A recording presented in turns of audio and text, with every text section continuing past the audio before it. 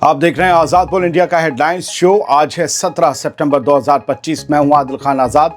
दुनिया के सबसे बड़े अखबारों और पोर्टल से चुनी गई कुछ बड़ी खबरों को आपके सामने रखेंगे जिन्होंने आज सुर्खियां बटोरी। इस शो में आज आप देखेंगे पाकिस्तान का धमाकेदार ऐलान, इस्लामिक नाटो बनाने की कर दी मांग, इसराइल पर अमेरिकी इजाजत से हमला करने का इल्जाम, ईरान पर दुश्मन कर रहा नए हमले की कोशिश, टॉप कमांडर बोले हमारे डिफेंस की दीवारें क्रॉस करना मुश्किल, गजा सिटी जल रहा है, इसराइली बमबारी में औरतें, बच्चे, हामिला औरत तक शहीद, नॉर्थ गजा अंधेरे में, इंटरनेट, फोन सब बंद, लोग दुनिया से कटे, और ह्यूमन राइट्स वॉच का पर्दाफाश, इसराइल ने साउथ सीरिया में किए वॉर क्राइम, क्या ग्रेटर इसराइल बनाने का काम हो गया शुरू। इन खबरों के अलावा रूस और यूक्रेन से जुड़ी हुई खबरें भी होंगी।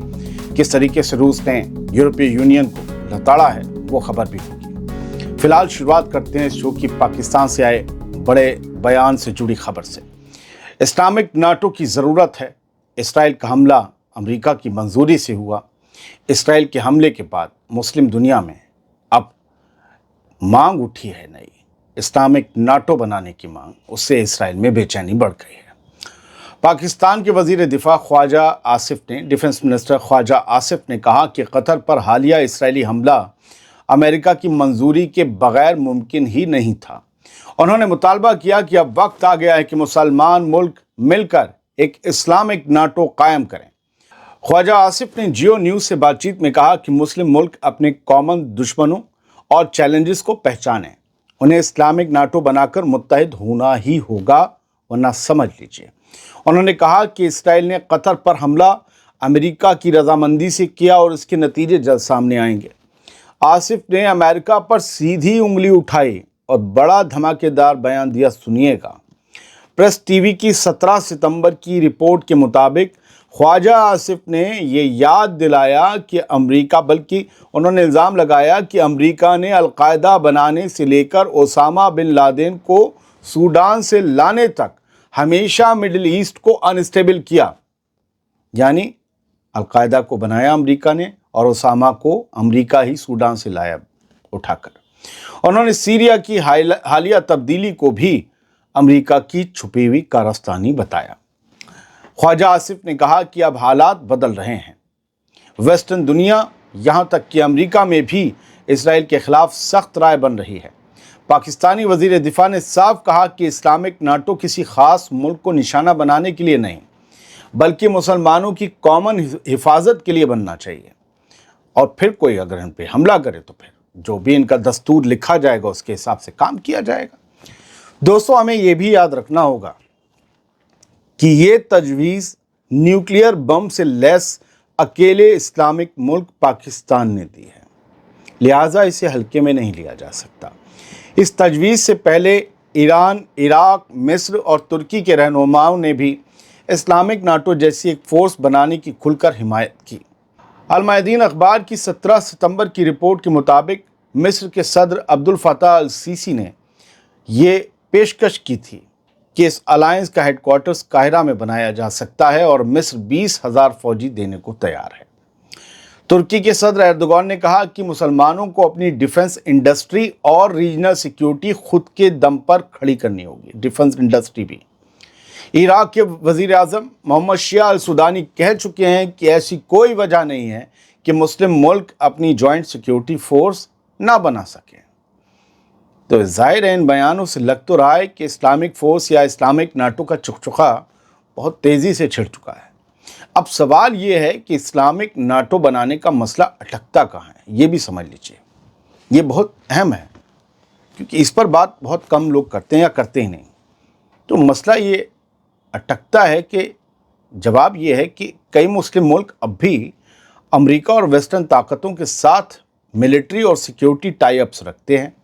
यही वजह है कि एक जॉइंट डिफेंस प्लानिंग में उनकी आज़ादी बहुत लिमिटेड है, क्योंकि फिर उन्हें उन टाइज की वजह से अमेरिका की भी बात माननी होती है। मगर इस वक्त जब कतर पर हमला हुआ है और इसराइल ने एक ख़तरे का नया दरवाज़ा खोल दिया है, तब पाकिस्तान से लेकर मिस्र, तुर्की और ईरान तक में इस्लामिक नाटो का शोर पहले से कहीं ज़्यादा बुलंद सुनाई दे रहा है और इसराइल तक जा रहा है ये शोर। तो क्या ये रोज़ रोज़ के ऐलान वाकई खाके पर उतर पाएंगे और कोई एक जॉइंट फोर्स बन पाएगी? क्योंकि सबको पता है अगला नंबर किसी का भी हो सकता है। आपको क्या लगता है, बन पाएगी या नहीं? अब ईरान का बड़ा ऐलान सुन लीजिए। कहा गया है कि हमारी तैयारियां दुश्मन को नया हमला करने से रोक रही हैं। क्या इसका अंदाजा ये लगाया जाए या लगाया जा सकता है कि ईरान पर कोई नया हमला करने की कोशिश की जा रही है? वाकई कोई प्लानिंग बन रही है ईरान पर फिर से बम गिराने की? तस्नीम न्यूज़ एजेंसी की 17 सितंबर की खबर के मुताबिक ईरान के सबसे बड़े फौजी कमांडर, फौजी चीफ मेजर जनरल अब्दुल रहीम मुसावी ने कहा कि मुल्क की डिफेंस तैयारियां अब उस मुकाम पर पहुंच गई हैं जहां दुश्मन किसी नई जंग की गलती करने की हिम्मत और हिमाकत नहीं कर सकता। IRGC ग्राउंड फोर्स के हेडक्वार्टर के दौरे पर मुसावी ने कहा, हमारी कॉम्बैट रेडीनेस इतनी मुकम्मल, अब हमारी जंगी तैयारी इतनी मुकम्मल है कि दुश्मन सिर्फ सोच कर रह जाता है लेकिन हमला करने की जुर्रत नहीं करता। तो हमला करने की प्लानिंग तो हो रही है, जुर्रत नहीं हो पा रही। कमांडर ने 8 साला जंग तहरीर और हालिया 12 दिन की जंग का हवाला देते हुए कहा कि ईरान की फौज ने जो तजुर्बे हासिल किए हैं वो आज उसकी सबसे बड़ी ताकत है। अब खबरें गजा से, बहुत अहम खबरें हैं। गजा सिटी में इसराइल की भारी बमबारी जारी है। औरतें, बच्चे, बुजुर्ग और यहाँ तक कि प्रेग्नेंट औरतें भी शहीद हुई हैं। खबर को तफसील से समझिए।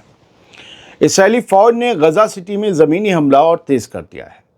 रात भर की और दिन भर की बमबारी में दर्जनों फ़लस्तीनी शहीद हो चुके हैं अब तक, जिनमें औरतें और बच्चे शामिल हैं। कल 100 से ज़्यादा हुए थे। शती कैंप में एक माँ बेटा मिट्टी में दफन हो गए इस बम गिरने के बाद। शिफा अस्पताल के मुताबिक शती रिफ्यूजी कैंप में एक बच्चे और उसकी माँ को उनके फ्लैट में सीधा निशाना बनाया गया। फ्लैट मलबा बन गया और इतना भारी बम था कि मिट्टी गड्ढा हुआ और उसमें ही माँ बेटा चले गए। उधर मरकजी गजा के अलौदा अस्पताल ने बताया कि नुसैरत कैंप में एक घर पर बम गिरा जिसमें 3 लोग शहीद हो गए, जिनमें एक हामिला यानी कि गर्भवती औरत भी, प्रेग्नेंट औरत भी शामिल है। उधर खान यूनिस में पूरी फैमिली खत्म हो गई। यहाँ नासिर अस्पताल ने तस्दीक की कि मवासी इलाके में एक टेंट पर, एक खेमे पर बम गिरा जिसमें एक माँ, बाप और उनका बच्चा तीनों मारे गए। मतलब ना फ्लैट सलाम कोई महफूज है और ना खेमा, टेंट महफूज है। गजा सिटी का हाल ये है कि शहर खंडर बन गया है, लोग बेघर हो गए हैं। करीब 2 साल से जारी जंग ने गजा सिटी को मलबे में बदल दिया है। एक वक्त था जब यहाँ 10 लाख लोग रहते थे। गजा पट्टी का सबसे बड़ा शहर है।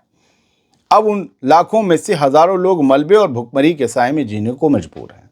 इनकी तादाद दसियों हजार में है। इसराइल का ताज़ा ग्राउंड ऑपरेशन मंगल के दिन से जारी है, जिसने मिडिल ईस्ट में हालात और भड़का दिए हैं और जंगबंदी की उम्मीद कोसों दूर कर दी है।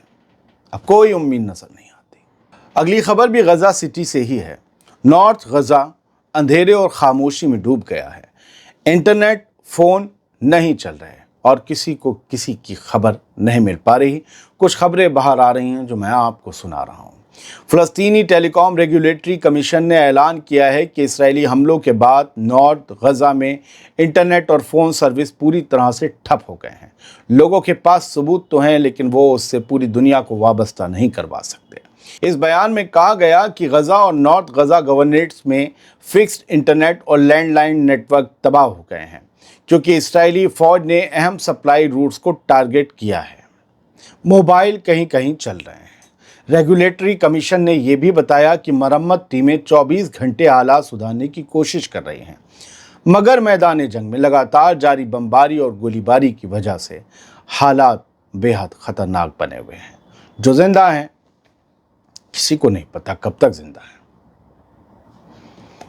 और गजा में कोई भी कभी भी मारा जा सकता है। अब खबर सीरिया से। लगता है दोस्तों कि सीरिया की ज़मीन से इसराइल ने ग्रेटर इसराइल बनाने के प्लान की शुरुआत कर दी है।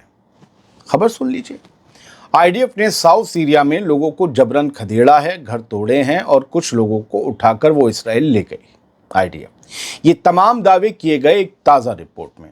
रिपोर्ट भी किसी अहरे गहरे की नहीं, ह्यूमन राइट्स वॉच यानी HRW की रिपोर्ट है और उन्हीं की वेबसाइट पर है। 17 सितंबर को HRW ने कहा, HRW ने कि इसराइली फ़ौज दिसंबर 2024 से साउथ सीरिया पर कब्जा किए बैठी है और वहां के बाशिंदों के साथ वॉर क्राइम्स कर रही है। HRW की रिपोर्ट के मुताबिक हजारों लोगों को जबरन घरों से निकाला गया, जो साफ तौर पर एक वॉर क्राइम है। इस रिपोर्ट के मुताबिक इसराइल ने घर छीने और तबाह किए, लोगों को उनकी ज़मीन और रोजी रोटी से महरूम किया। कई सीरियाई शहरियों को गैर कानूनी तरीके से उठाकर इसराइल ट्रांसफ़र कर दिया गया। ह्यूमन राइट्स वॉच ने कहा कि दुनिया की हुकूमतों को चाहिए कि वो इसराइल को मिलने वाली फ़ौजी मदद को रोकें, ताकि ऐसे इंसानी हुकूक के जुर्म ना हों और उन इस्राएली अफसरों पर टारगेटेड पाबंदियां लगाई जाएं जो इन जुर्मों के जिम्मेदार हैं। दोस्तों, कुछ बातें भी जान लीजिए सीरिया के ताल्लुक से। दिसंबर 2024 में सीरियाई हुकूमत गिरने के बाद, बशर असद की हुकूमत गिरने के बाद, इसराइल ने यूनाइटेड नेशंस मॉनिटर यानी UN मॉनिटर की डीमिलिटराइज जोन में गहरी घुसपैठ की। किसने? IDF ने। इसराइल ने माउंट हरमन से लेकर कुनेत्रा शहर और दारा के हिस्सों तक 9 मिलिट्री चौकियां कायम की। कल ही कह दिया गया है कि हम माउंट हरमन को नहीं छोड़ेंगे, भले कोई भी सिक्योरिटी डील सीरिया के साथ हो जाए। फरवरी से इस्राएली अफसर बार बार कह रहे हैं कि साउथ सीरिया को पूरी तरह डीमिलिटराइज किया जाएगा, यानी एक एक बंदे के यहाँ पर से हथियार छीन लिए जाएंगे, इवन फोर्स के पास भी हथियार नहीं। और ये भी कहा जा रहा है कि उनकी फ़ौजें गैर महदूद वक्त तक, यानी IDF गैर महदूद वक्त तक यानी इनडेफिनाइट वक्त तक वहाँ रहेंगी, किसी को नहीं पता कब तक रहेंगी। कुनेत्रा और दारा में ताज़ा इसराइली ज़मीनी घुसपैठ और एयर स्ट्राइक्स इस बात का सबूत हैं कि ऑपरेशन जारी है। HRW ने ये याद दिलाया कि इसराइल ने 1967 से लेकर अब तक लाखों सीरियन बाशिंदों को गोलान में वापस जाने की इजाज़त नहीं दी, गोलान हाइट्स में।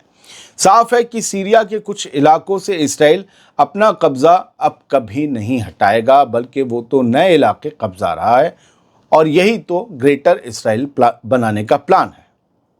सीरिया के, उर्दन, जॉर्डन के इलाके, मिस्र के इलाके, तुर्की तक के इलाके, ये ख्वाब वो ख्वाब, मैंने ये लिया, सुबह में सस्ता वाला गांजा मारा, इसके बाद जो है वो ऐसे ख्वाब देख लेते हैं लोग। मतलब ये करने के बाद, मैंने नहीं, मैं तो नशे से, अल्लाह का शुक्र।